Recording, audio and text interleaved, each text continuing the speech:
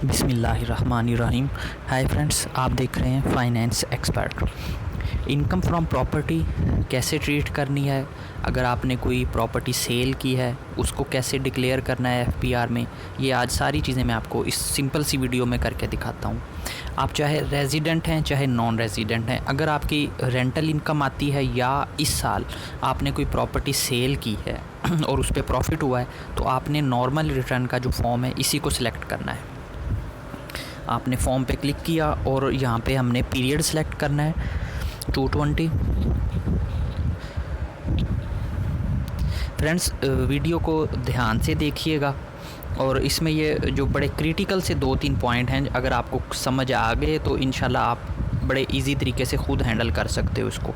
अगर आपको कुछ समझ ना आए तो आप किसी भी वीडियो पे कमेंट कर दीजिएगा। जी, यहाँ पे प्रॉपर्टी, ये इनकम फ्रॉम प्रॉपर्टी है जहाँ पे आपने अपना रेंट वगैरह सारा फाइल करना है। याद रखिएगा, जो रेंट होता है ये अक्रूवल बेसिस पे टैक्सेबल होता है, मतलब कि आपको मिला है या नहीं मिला, आपने रेंट पूरे 12 महीने का ही यहाँ पे लिखना है, जितना भी रेंट बनता है। और 2 लाख तक जो रेंट है टैक्स ईयर 220 में वो एग्जेम्प्ट था। आप जैसे 2 लाख लिख के जब कंप्यूटेशन में देखेंगे तो टैक्स इसका 0 बनता है, और जैसे ही आप 2 लाख से बढ़ाएंगे तो टैक्सेबल जो है ना वो एडमिटेड टैक्स आपका बन जाएगा इसमें। और याद रखिएगा फ्रेंड्स, रेंटल इनकम ये है आपकी, अगर आपकी कोई प्रॉपर्टी एग्रीकल्चर के लिए यूज़ होती है, उसको आपने ठेके पे दिया है तो वो आपका इनकम फ्रॉम प्रॉपर्टी नहीं होगा, वो एग्री इनकम होगी। इसी तरह अगर आपने अपनी कोई ऐसी बिल्डिंग है जिसमें मशीनरी इंस्टॉल है और आपने बिल्डिंग प्लस मशीनरी दोनों को रेंट आउट कर दिया है इकट्ठा, तो वो भी आपकी फिर जो है ना इनकम फ्रॉम प्रॉपर्टी नहीं आएगी, वो इनकम फ्रॉम अदर सोर्स में होगी। अच्छा, यहाँ पे आप रेंट लिखोगे।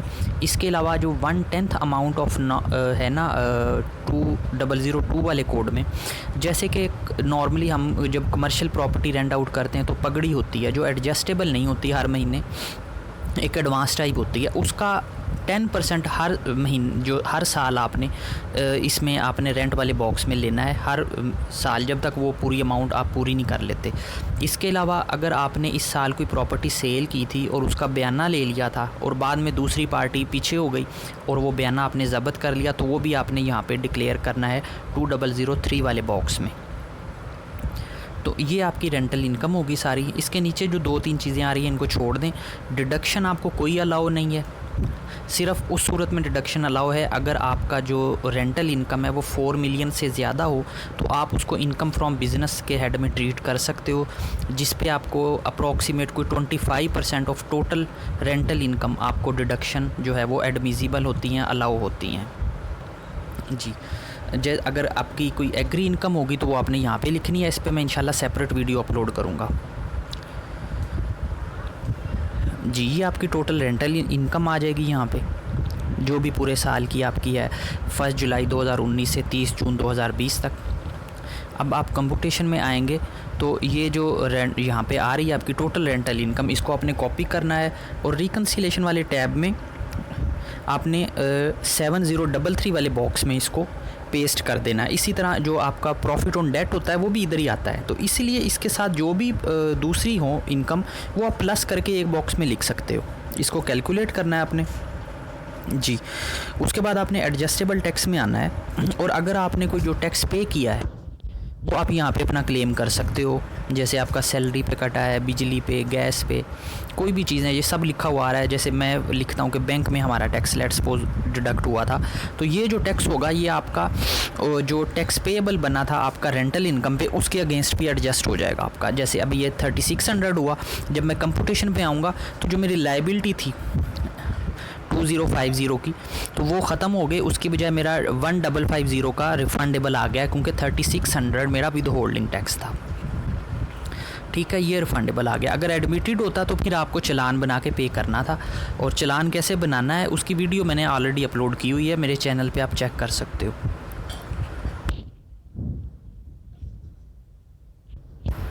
जी फ्रेंड्स, मैं सिंपल तरीके से बता रहा हूँ आपको।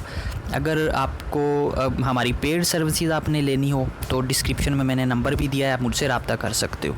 जी, अब दूसरी ट्रांजैक्शन पे आ जाएं। अगर आपने कोई प्रॉपर्टी सेल की है, सपोज़ ये मेरी एक प्रॉपर्टी आ रही है, प्लॉट है 4.5 लाख का, इसको मैंने सेल किया है और मैंने इसको सेल किया है 30 जून 2020 से पहले।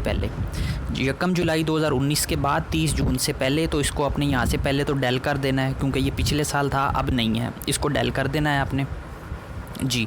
अब सपोज़ मैंने इसको 5 लाख का सेल किया था, तो अब इस पे आपने क्या करना है, आपने आ जाना है कैपिटल गेन पे जी। कैपिटल गेन पे आपको जो है ना नज़र आएगा ये जो शॉर्ट टर्म है, लॉन्ग टर्म है, ये जस्ट आ रहे हैं, ये यूज़ नहीं होते। आपने सिर्फ कैपिटल गेन लॉस पे ही रहना है। यहाँ पे आपको जितना गेन हुआ है इस अपनी प्रॉपर्टी को सेल करने के लिए वो आपने यहाँ पे लिखना है टोटल अमाउंट में।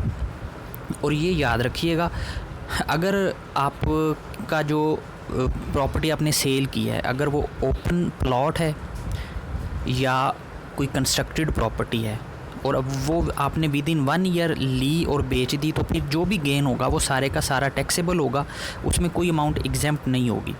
लेकिन अगर आपने एटलीस्ट 1 साल रखने के बाद इसको सेल की, ओपन प्लॉट है या आपकी कोई कंस्ट्रक्टेड प्रॉपर्टी है, तो 25% ऑफ टोटल गेन जो है वो एग्जेम्प्ट वाले बॉक्स में आप लिख दोगे, दरमियान वाले बॉक्स में जी। अगर आपकी ये आपने 1 साल के बाद बेची है, यानी कि होल्डिंग पीरियड इसका 1 ईयर था, तो फिर 25% इसका जो होगा वो एग्जेम्प्ट हो जाएगा।